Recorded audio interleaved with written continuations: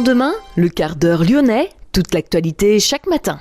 Parce que Lyon demain se dessine aujourd'hui, voici l'essentiel de l'actualité. En ce mardi, nous sommes le 28 septembre. Nous reviendrons sur la visite du président Emmanuel Macron hier au CIRA. Macron qui a aussi installé l'Académie de l'OMS hier à Lyon. Réunion houleuse hier pour la clôture de la concertation sur l'aménagement de l'A46 Sud à Saint-Symphorien-d'Ozon. 230 personnes se sont déplacées, essentiellement des opposants. Les élus de la métropole de Lyon ont voté hier contre ce projet d'élargissement de l'A46 à 2 fois 3 voies. Opposition également de nombreux élus locaux.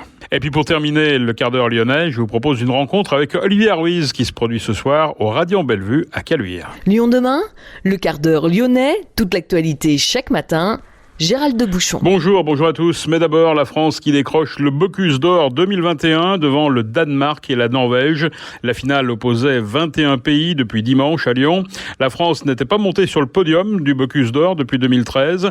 L'équipe du Lyonnais David Tissot termine au sommet du classement 2021. Les candidats devaient travailler la tomate pour le plat à emporter et le paleron de bœuf pour le plateau, le tout en 5h35. Bruno Bernard s'est dit fier que l'équipe de France ait remporté ce Bocuse d'Or.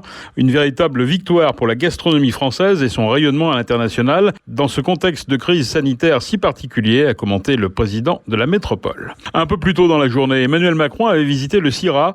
Les pourboires par carte bancaire seront défiscalisés en 2022. Annonce faite par le président de la République lors de cette visite.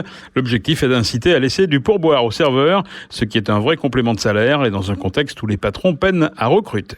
Le président de la République, Emmanuel Macron, et le directeur général de l'OMS ont installé l'Académie de l'OMS à la Cité internationale. Ils ont souligné l'engagement des collectivités locales. Lancé en juin 2019, le projet a été évalué à 90 millions d'euros, financé à hauteur de 30 millions par l'État, 30 millions par les collectivités, régions, métropoles et villes, et 30 millions par des mécènes privés. Mais le budget est monté à 120 millions d'euros. Les 30 millions supplémentaires ont été financés à part égale par l'État et la région Auvergne-Rhône-Alpes, devenue propriétaire du bâtiment, qui sera livré en 2023 dans le biodistrict de Gerland. Lyon va accueillir la santé du monde et va y contribuer, s'est réjoui de son côté Grégory Doucet. Cette académie va permettre d'atteindre plus vite les objectifs de développement durable des Nations Unies en santé, de rendre les savoirs plus accessibles et de renforcer universellement les compétences par une formation continue de qualité optimale. Les Lyonnaises et les Lyonnais se réjouissent de l'aboutissement de ce projet d'une importance considérable, non seulement pour l'OMS, mais aussi pour nous, pour la métropole de Lyon, pour la région, pour le pays et pour la planète. À partir de maintenant, on va donc former à Lyon, chaque année, dans un bâtiment répondant aux normes les plus avancées en matière de sobriété et d'éco-responsabilité, sur place, des dizaines de milliers de professionnels de santé venus du monde entier, à distance, des dizaines de millions d'autres. De plus, on y délivrera des lignes directrices aux décideurs publics basées sur les dernières preuves scientifiques disponibles. On s'y adressera enfin au grand public qui ne collabore jamais aussi bien à sa protection que lorsqu'il s'approprie les informations scientifiques. À Lyon, où nous avons mis en place un conseil citoyen de réponse au Covid, à la suite des recommandations de l'OMS sur la fatigue pandémique, nous en savons quelque chose. Le maire de Lyon et Emmanuel Macron ont souligné le rôle crucial joué par Georges Képénékian, maire de Lyon, au moment où est né le projet. Le président de la région, Laurent Wauquiez, et le chef de l'État ont rendu hommage à Alain Mérieux et à tout le secteur privé investi dans ce projet. Écoutez le président de la République, Emmanuel Macron. Quand on parle de Lyon, on parle d'un esprit unique de coopération entre la partie publique et la partie privée. Ce qui trop longtemps en France a été opposé depuis bien longtemps à Lyon est réuni. Les entrepreneurs lyonnais y ont tout cru. Et en particulier, je veux vraiment remercier Alain Mérieux pour son engagement, son travail. Il s'inscrit dans une ligne auguste. Mais il a à plusieurs reprises dans notre histoire montré qu'il savait voir loin quand il fallait développer de nouveaux partenariats internationaux, il était là. Lorsqu'il fallait avancer sur beaucoup de sujets, il était là. Et avec l'ensemble de l'entreprise, son fils, ils ont su mobiliser très fortement leur entreprise, mais les mécènes. Et donc je veux remercier l'ensemble des mécènes qui s'engagent, Sanofi, cher Serge, qui s'engage très fortement, et merci beaucoup, l'Institut Mérieux, Boehringer, Total, la Compagnie nationale du Rhône, JC Decaux, GL Evans et Olivier Ginon, April, qui donc vont s'engager aux côtés des collectivités. Je sais que plusieurs entreprises ici présentes y réfléchissent sérieusement et j'espère très fortement qu'elles seront aux côtés de ce projet d'académie pour pouvoir nous permettre d'aller plus loin.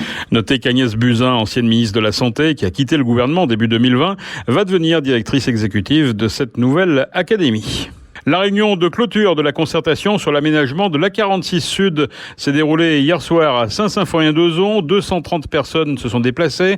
18 rencontres de proximité avaient été organisées en 3 mois, mais aussi 4 ateliers thématiques, 6 concertations mobiles sur les aires d'autoroute et sur les marchés, 2 visites de sites en autocar et une plateforme dédiée à cette concertation. Les opposants au projet sont venus en nombre hier soir. Élus locaux, associations, riverains, tous refusent l'asphyxie programmée de l'Est lyonnais. Les élus de la métropole de Lyon ont voté quant à eux contre ce projet d'élargissement de la 46 à 2 fois 3 voies. La métropole souligne que le projet ignore ou minimise le potentiel des transports en commun et du covoiturage pour répondre aux nécessités de mobilité.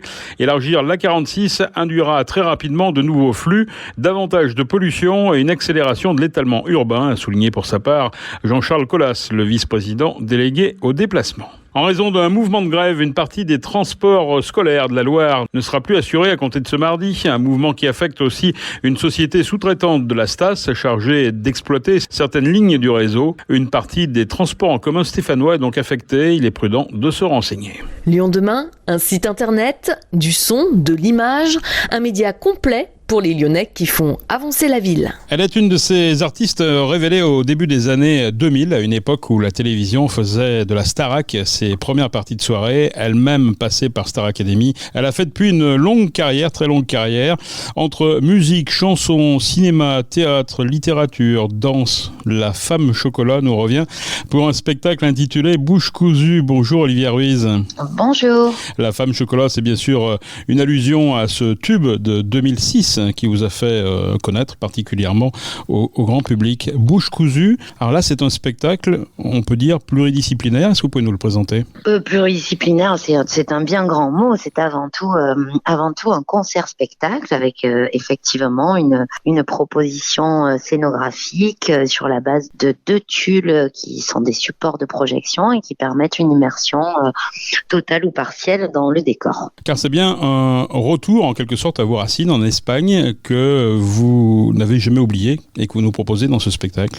Eh ben, un retour aux racines, je sais pas. En tout cas, c'est un spectacle qui, effectivement, est abordé par le prisme de mes propres origines, mais qui s'étend à des thèmes plus universels que ça. La quête identitaire, la différence, le silence, la transmission orale et la transmission, au contraire, plus mutique.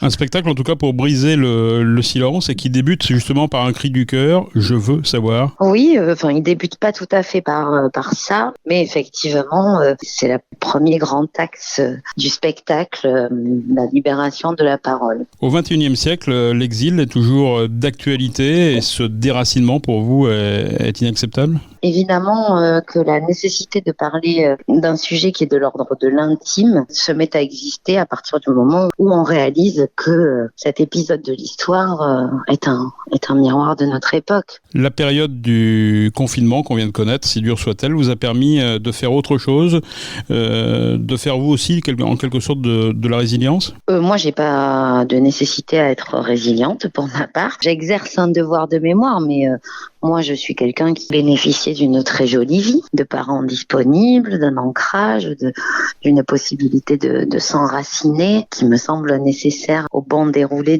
du fil d'une vie. Donc moi, j'ai pas vraiment de résilience à faire, mais peut-être qu'on pourrait dire que j'en fais une par procuration, en évoquant ces thématiques-là qui ont touché 3 de mes grands-parents. La commode au tiroir de couleur, alors ça c'est votre premier roman que vous avez sorti également l'année dernière.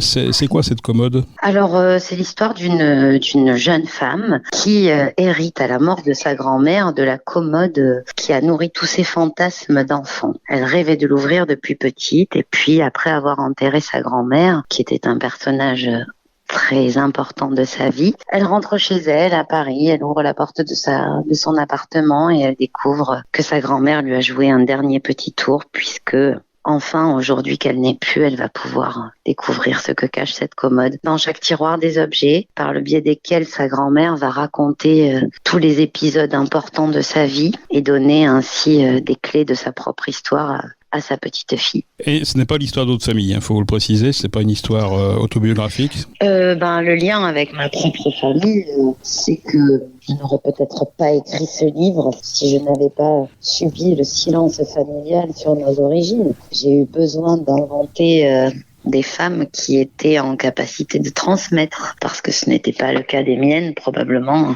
trop traumatisées par les stigmates de leur exil. C'est un gros succès ce livre. Finalement, on peut dire que tous les peuples migrants se retrouvent un peu dans cette histoire. C'est l'idée, c'est l'objectif. Maintenant, c'est peut-être plutôt à mes lecteurs qu'il faudrait demander ça. Mais effectivement, j'ai eu de très très jolis témoignages de lecteurs qui me disaient se sentir un peu moins seuls, ou en tout cas s'être interrogés sur des choses et en avoir compris d'autres. C'est la plus belle des récompenses, je trouve.